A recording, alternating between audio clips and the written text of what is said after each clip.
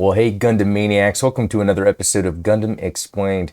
For this episode, we're going to be looking at another Gunpla. This is the Gundam Delta Kai. It looks really cool, doesn't it? Well, it kind of ends there, and I'll kind of get into that here shortly. It tends to just fall apart. It makes it kind of just unfun in general, but at the same time, I really like the design, so I'm conflicted here. Maybe you can help. Let's get into this. But before we get started, if you haven't, please subscribe. And as you're watching this video and think it's pretty cool, give it a like. And check the links in the description. There's a Discord that's really awesome. And there's also a Patreon and ways you can support on YouTube also. And there's perks and benefits to that, like exclusive podcast, movie night, other stuff like that. But yeah, let's get to this.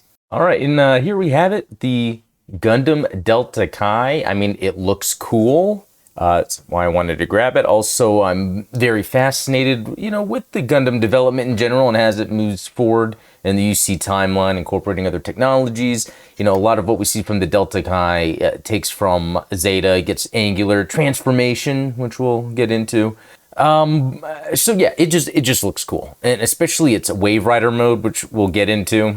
Kind of come back here and look at all that cool stuff that's going on with this that makes this a very interesting kit. So while we're kind of taking a look at it, things start falling apart, and that's just kind of how it goes with this kit. Let me just get into that here real quick, just to kind of explain. On the back, one of the main things that fall off a lot is that there's this connector piece here, and then there's this hole here, and it's made this way because of the transformation. And if you can see how it kind of fits in, there's a little groove for that plastic and then the hole right there. So it gets in and then it feels good. Oh, you've got it in. But I mean, just the slightest manipulation and move, and actually it's not doing it right now because it's going to be more of as you're generally handling it and not as you're trying to do it, it will just come off. And that's the thing with so like the gun is gigantic, and as you're having to move things out of the way, you then might run into the side skirt.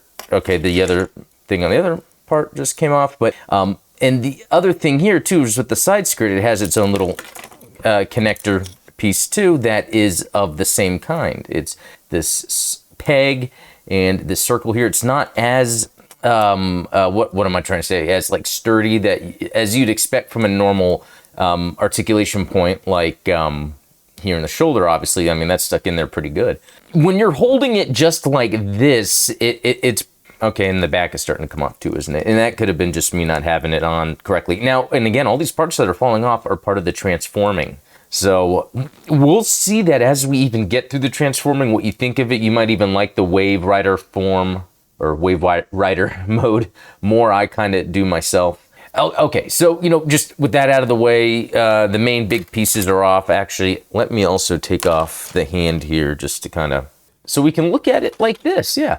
I'm not going to go through too much through articulation because this really just has the standard articulation you would expect out of any type of Gunpla. And what year was this one made? This was 2012. So it's not super old, but it's old enough where there might be some questionable design decisions. Now, articulation, I guess because of the transformation, again, some of the binders, the wing stuff, the articulation is not too great. But when it comes to the legs, oh my gosh, is that back piece really falling off again?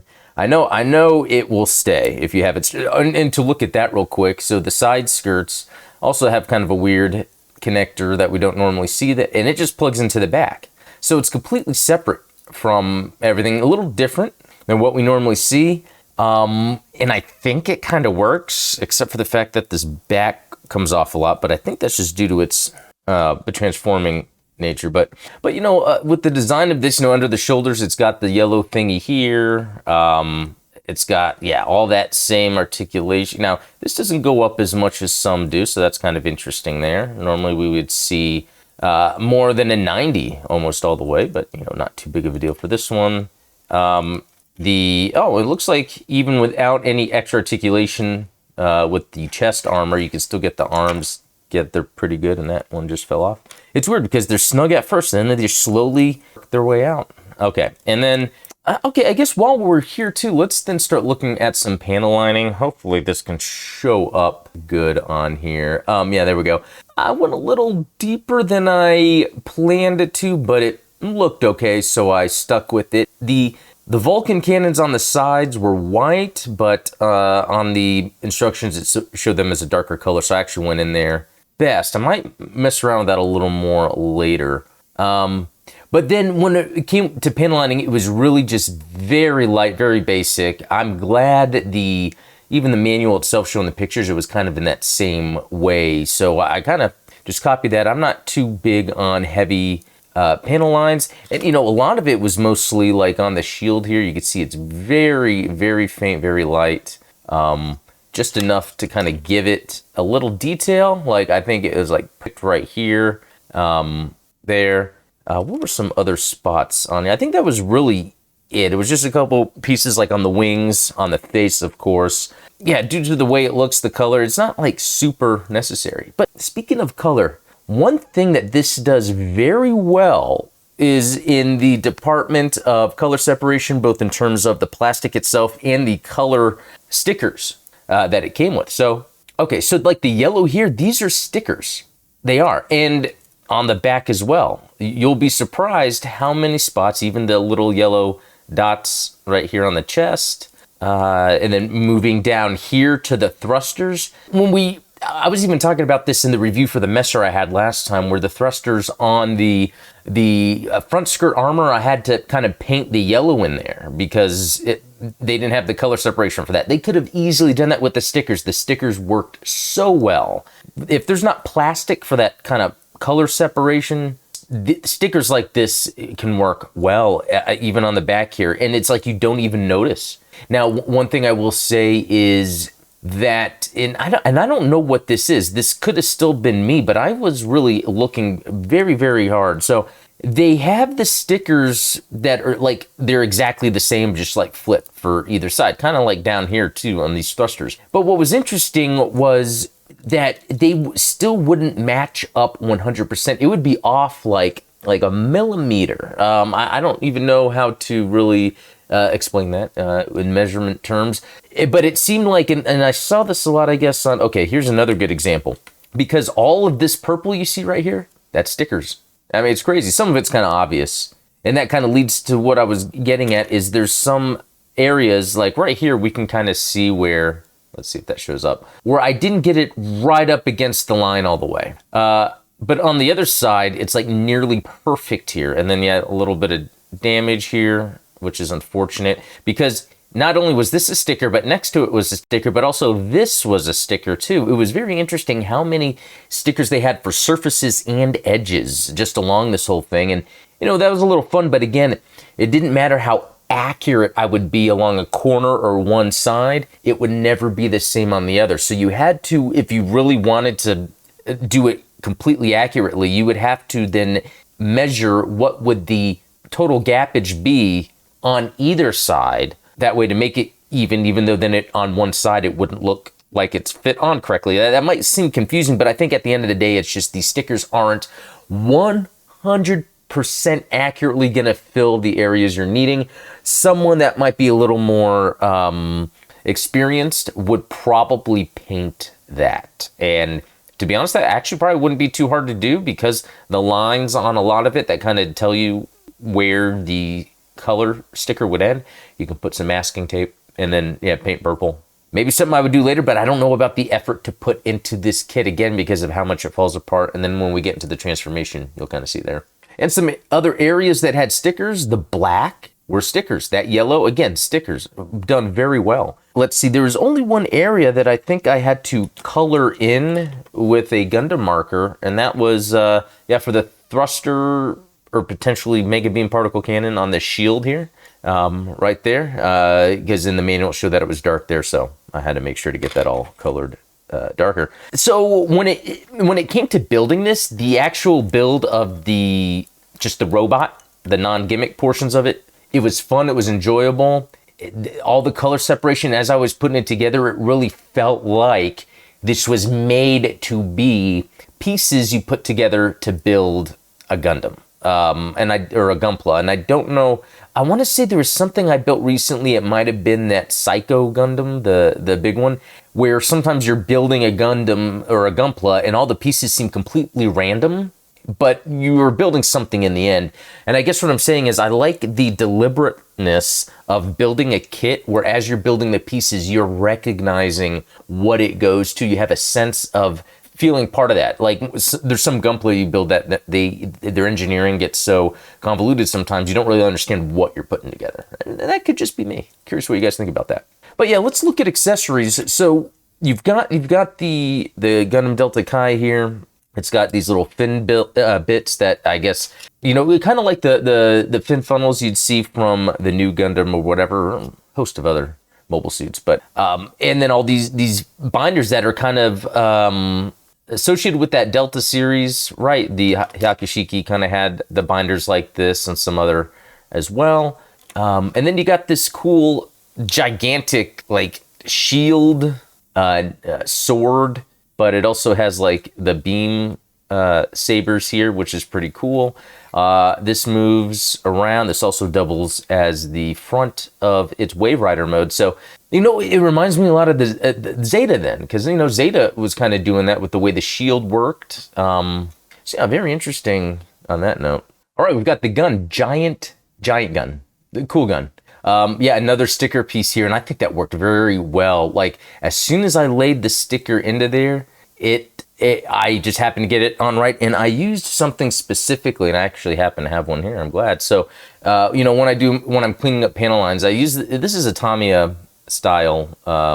I think like cotton swab, but I think there's a specific name for it. Just because it's very thin at the end and it's pointy, and I'll actually take one that's unused, and after I put the sticker in there, then I just go along the edges and push down, and I think that really helps just kind of finalize. I feel like that's like the best way. I feel like that's the best sticker application I've ever done. I don't know what it is. That just, it looks like that was just part of it. Okay, and the other accessories are just more about its transformation. So there's like completely additional separate piece you use for changing it into Wave Rider mode. This is where this starts getting a little more disappointing, mainly because you realize it's not a true, full, real transforming mobile suit. They just have extra pieces in here so that you can have a Wave Rider mode or normal. And that is kind of disappointing when it comes to the end result gimmick and functionality of the Gunpla.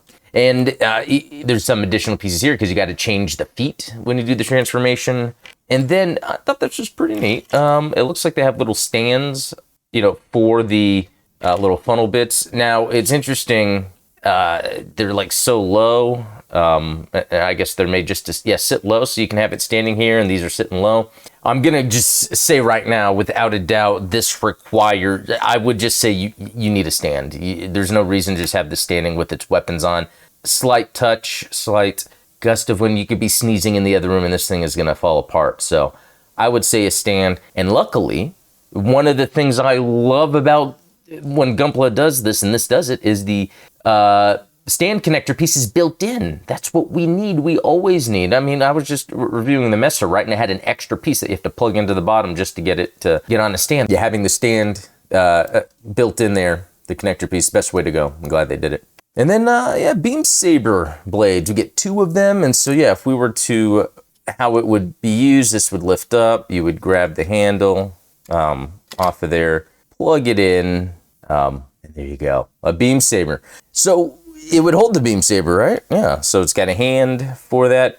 Okay, interesting about this is okay, I complained about the hands of the Messer. The hands on this are excellent, but it only came with one beam saber holding hand, even though it has 2 beam sabers, and it only came with one gun holding trigger finger hand, just for one side. It's not even really, it looks like they probably just got this from another kit because it doesn't even really fit this all the way, but that's okay. It has one of those connector pieces inside. You know, it is very disappointing. It only has one beam saber holding hand. I don't know why they did that, unless there really was another one and I just totally forgot, but no. But not only are these hands a lot nicer, it kind of lends to it looking like a kit, but here's what they did very well. The fist, okay, it has 2 closed fist hands, which I love. It helps. You need this for a model kit, so when it's standing there, the Messer just has those 2 big hands with giant holes in them, and it just looks like a toy from a distance. Something like this helps. Not only does something like this help, but look at it closely. These are molded closed fist hands. So it's basically, it's two pieces you put together, but this is what gives it that extra detail, because it's not like it needs a gap to hold anything, but it just kind of lends to that detail, that little pieces of detail that help, especially in photos, to kind of remove that toyetic look that sometimes a kit can have, like the Messer in its hands. You know what, and I wanted to bring some stuff out for comparison. This has to do with, okay, timeline, Delta Chi up to Unicorn. So you can kind of get a look at Mark II shortly after that time period when they were designing, or actually it was around that time period, you know, they're designing what becomes the Delta series. So we have a Mark II, and then we could see the Delta being just a little bit taller. That makes sense. By then the Unicorn would be even taller than that. So accurate representations look great next to each other. So yeah, that's cool. Let's look at the manual.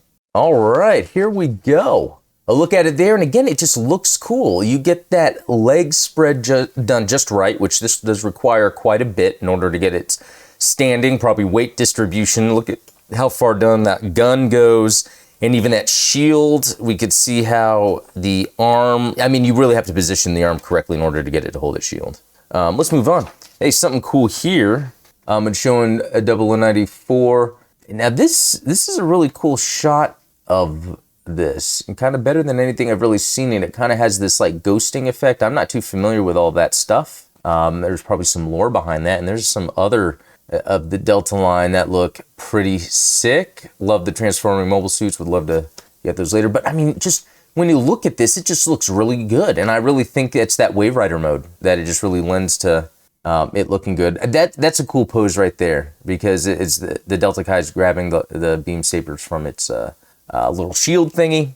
Okay, and yeah, a few more color pictures here, and kind of going through the transforming process. Okay, showing how, yeah, because of that hole that's in the funnel, the fin funnel, you could then, yeah, put that just on a stand. Some other cool shots of it. Let's see, a couple color pages when showing like putting it all together.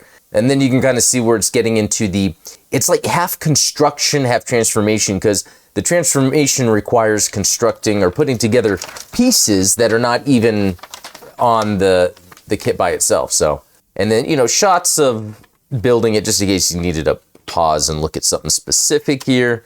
But again, I would say the general build of the mobile suit itself was perfectly fine. It's just once you get into that transformation that it's a little awkward. But yeah, let's get into that transformation. I don't know how much of this I'm going to keep for the recording or how much I'm going to skip. Am I going to have to go off screen to do some of this? Do I even remember what I'm even doing here? Yeah, let's get this figured out. All right, and here we have Wave Rider mode, which I think is the coolest part of this. I mean, but as we can see, I mean, look at this right here. Where's this inside the Wave Rider? It's nowhere. I mean, that's just how much this is a completely separate thing. I mean, I even have shoulders here, parts of the feet. Yeah, you can see there's a bunch of pieces here that you really just don't even use, but this looks cool. Actually, it's kind of hard to get really a good shot, I think, on this. You know, I would almost want to just have another one and then have, you know, the Delta Chi standing there and then having the other one, or the Wave Rider mode next to it. I almost feel like it needs to be done that way. For the stand, you know, it does have a connector piece there. It's just kind of in an odd spot. Also, speaking of odd spot, you see the arms here? Like, it's weird. Even though you have this thing already built with the shoulders that are already there, you have to take them off to put the arms there. It's like you could just not put them there and say you did and it wouldn't make a difference. So, gotta say, at the end of the day, kind of odd decisions, but it just looks cool. I mean, the Wave Rider mode looks cool, and the mobile suit itself looks really cool. So that was it. Quick look at the Gundam Delta Chi and its Wave Rider mode, which I think is the coolest looking part of this. I'd love to get the rest of the series of the Deltas and their transforming looks. You know, it's an annoying mobile suit, and some mobile suits are Gunpla, and some are annoying to build, but this is just one of those, if you like the design, it's worth it, especially at the price point. I want to say I got it for under 30. To me, that almost makes it worth it to buy a second one and actually, have one in its form, have one as a wave rider, have them on stands too, because the thing's just going to fall apart.